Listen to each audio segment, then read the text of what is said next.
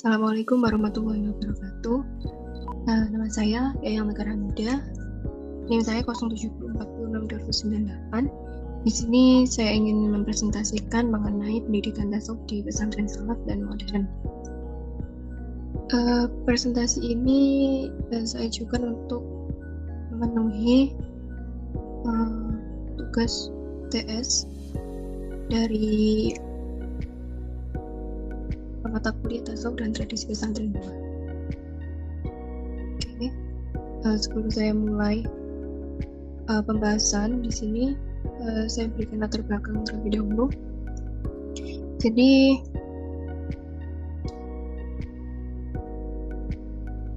akhlak ini menjadi bagian yang terpenting dalam pembentukan pribadi manusia. Akhlak sendiri merupakan salah satu dari 3 kerangka dasar dalam ajaran Islam selain akidah dan syariat, di mana keduanya tidak dapat dipisahkan atau saling berkaitan. Namun banyak ditemui di zaman sekarang ini telah terjadi kemerosotan dalam beretika, berakhlak dan juga berbudaya.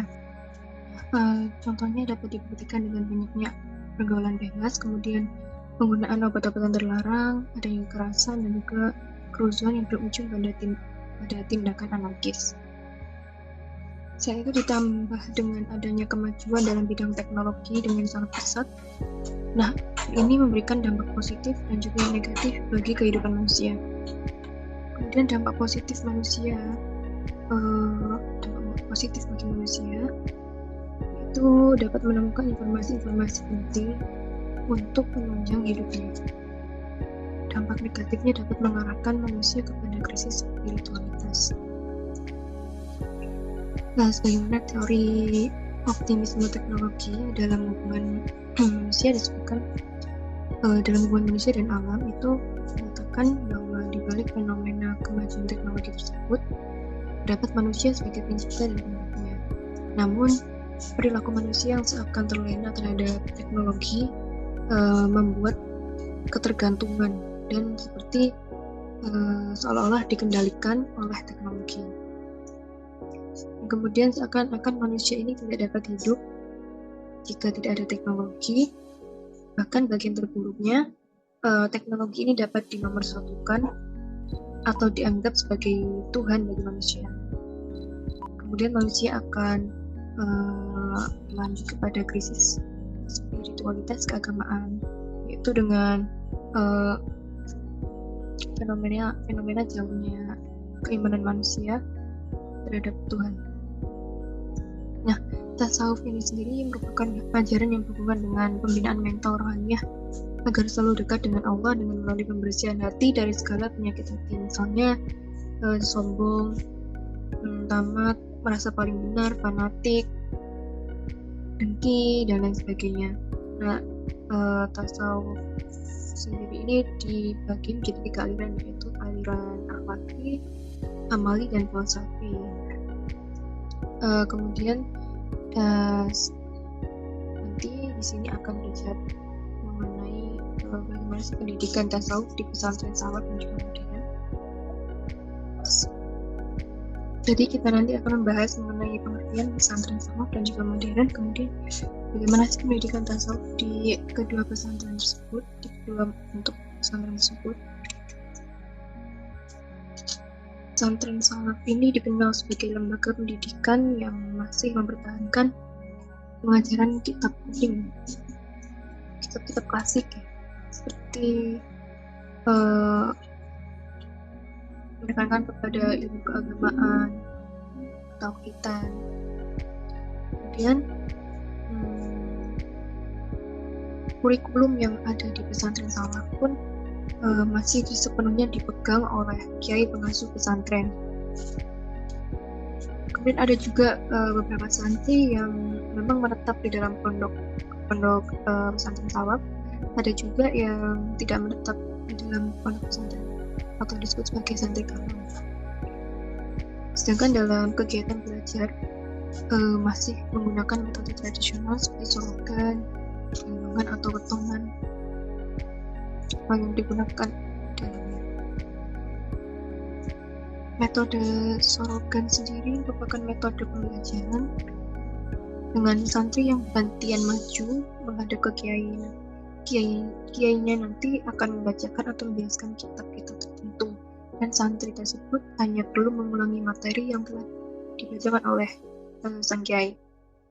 Kemudian kalau metode Bandungan atau wetonan ini dilakukan dengan kiai yang menjelaskan kitab yang sedang dibaca atau sedang dipelajari, kemudian santri akan membuat catatan tentang penjelasan kiai tersebut. Selanjutnya penjelasan mengenai pesantren modern. Nah, pesantren modern ini dapat juga disebut sebagai pesantren makhlaf, yang merupakan pesantren yang pembelajarannya menyertakan pelajaran umum atau membentuk madrasah-madrasah formal yang dikembangkan. Pesantren ini dibentuk dengan tujuan agar dapat menyeimbangkan dengan kemajuan dunia yang ada pada era saat ini.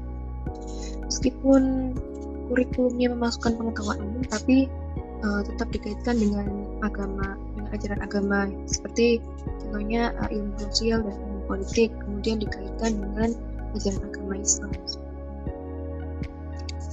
Nah, selanjutnya pendidikan tasawuf di pesantren salaf. Nah, pesantren salaf ini menekankan kepada pendidikan tasawuf dengan cenderung ke arah pendidikan moral, seperti tasawuf milik Imam Al-Ghazali ya, dengan melakukan tahalli, dan tajalli. Ketiga fase ini itu berusaha untuk membersihkan jiwa atau tazkiyatun nafs, kemudian mengisinya dengan hal yang terpuji, kemudian nantinya akan dapat menyingkap hal-hal yang memang digunakan sebagai pengetahuan hakiki.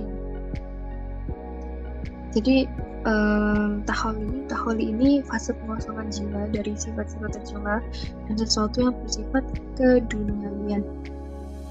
Tahalli dapat diimplementasikan dengan melakukan muhasabah atau introspeksi diri, dan riyadoh serta mujahadah, seperti melatih diri untuk berjuang melawan hawa nafsu, misalnya dengan melakukan puasa sunnah. Tapi jika kita sedang melakukan puasa sunnah, tidak hanya serta-merta menahan diri dari makanan dan minuman, tapi juga menahan diri dari segala perbuatan yang tercela. Selanjutnya ada tahalli. Tahalli merupakan fase pengisian jiwa yang telah dikosongkan dengan sifat-sifat terpuji. Jadi sudah kita melakukan tahalli, kemudian melakukan tahalli, yaitu mengisi jiwa-jiwa atau hati dengan sifat-sifat yang terpuji. Dalam ilmu tasawuf, tahalli bermakna pengisian hati dengan sifat-sifat terpuji atau dengan kalimat-kalimat zikir setelah sebelumnya hati dilakukan pengosongan atau pembersihan diri dari sifat yang tersebut. Biasanya seorang salik ya, jikalau sedang melakukan tahalli ini menempuh berbagai tahapan tingkatan atau disebut dengan makom, seperti dari taubat, sabar, zuhud, tawakal, abah, dan ridho.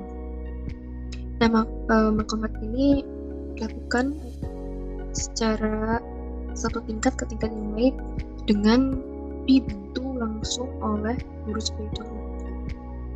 Kemudian yang terakhir yaitu fase tajalli, di mana fase ini merupakan fase penyingkapan Allah meningkap kepada makhluknya. Penyingkapan diri Allah ini terjadi dengan cara batiniah, dengan cahaya batiniah yang masuk ke dalam hati seseorang. Tajalli merupakan tanda-tanda yang diberikan Allah kepada makhluknya agar mereka dapat melihatnya. Bentuk dari tajalli ini dapat ditunjukkan dengan sikap istiqomah sesuai petunjuk yang diberikan oleh Allah. Jadi dari penjelasan ketiga ini tadi dapat dilihat bahwa memang Imam Al-Ghazali ini mengambil tema hati atau qalbi di dalam pendidikan tasawufnya, mana hati ini memegang peranan penting sebagai pengendali dan penentu bagi jalan kehidupan manusia.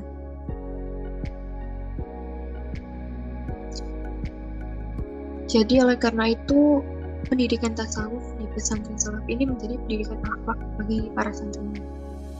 Pendidikan tersebut diperlukan supaya menjaga hati agar selalu bersih. Seperti contohnya seperti dengan bertaubat, kemudian berzikir, dan melakukan sikap-sikap puji. Dan berzikir sendiri ini memang telah menjadi tradisi dalam kehidupan sehari-hari di pesantren, baik dilakukan secara bersama-sama ataupun dilakukan secara pribadi atau mandiri. Dan kebiasaan ini merupakan bagian dari praktek tasawuf dan agar selalu merasa dirinya itu dekat dengan Allah. Nah, oleh karena itu ajaran utama dari Imam Al-Ghazali lebih ditekankan kepada praktek daripada teori, dengan banyaknya upaya pembersihan hati dan jiwa untuk terciptanya hamba Allah yang senantiasa beriman dan bertakwa kepada Allah. Jadi para santri juga diajarkan untuk bersikap taat, tawadu, kemudian untuk selalu berzikir, bertaubat dan sebagainya. Nah, selain itu di pesantren salaf ini juga memang banyak berafiliasi dengan tarekat di sekitarnya, sehingga memiliki hubungan erat dengan organisasi tarekat yang memang memiliki keterkaitan dengan pesantren salaf ini. Jadi nantinya kalau misalnya ada santrinya yang pengen belajar tarekat gitu, bisa mengikuti tarekat yang memang berafiliasi. Tapi itu juga tidak menjadi syarat wajib bagi para santri. Jadi kalau memang ada santri yang memang belum berkeinginan untuk mengikuti tarekat, juga diperbolehkan. Kemudian ada pula pendidikan tasawuf di pesantren modern, di mana pesantren modern ini biasanya memiliki beberapa program pendidikan seperti pendidikan formal dan juga pendidikan diniyah atau non formal. Nah, di pesantren modern ini tidak mewajibkan santri untuk mengikuti tarekat, tapi jika mereka memang ingin melakukan amalan-amalan ibadah seperti halnya mereka melakukan tarekat, itu juga diperbolehkan, tidak dipermasalahkan. Biasanya seperti zikir sebelum sholat zuhur, seperti yang terdapat dalam buku. Di pesantren modern ini kan terdapat pendidikan formal yang kurikulumnya tidak hanya bermaterikan tasawuf, tapi lebih kepada pelajaran umum seperti bahasa Inggris, kemudian ada bahasa Indonesia dan juga lain sebagainya, seperti sekolah-sekolah pada umumnya. Tapi di pendidikan formal juga terdapat pembelajaran seperti nahwu sorof, fikih, usul fikih, hadis dan tafsir. Jadi memang tidak dapat terlepas dari pembelajaran dalam hal keagamaan. Jadi walaupun memang di pesantren modern ini terdapat pendidikan formal seperti sekolah pada umumnya, tapi memang masih mengikutsertakan nilai-nilai keagamaan di dalamnya. Kemudian ada juga pendidikan diniyah dan formal. Nah, itu biasanya dilakukan luar waktu pendidikan formal,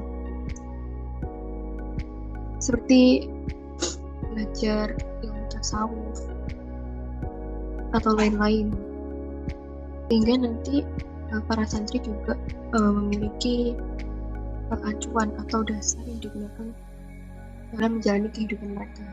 Jadi memang baik dari pesantren salaf atau pesantren modern memang memiliki pembelajaran tasawuf di dalamnya, tetapi memang terdapat beberapa perbedaan di dalamnya. Jadi kalau pesantren salaf mungkin lebih kental lebih terasa dalam pembelajaran tasawufnya. Tapi kalau pesantren modern memang telah dicampur dengan pendidikan formal. Tapi keduanya memang masih berkaitan dengan pembelajaran keagamaan tasawuf. Jadi mungkin hanya ini yang dapat saya sampaikan. Jika ada kekurangan saya mohon maaf sebesar-besarnya. Saya akhiri. Assalamualaikum warahmatullahi wabarakatuh.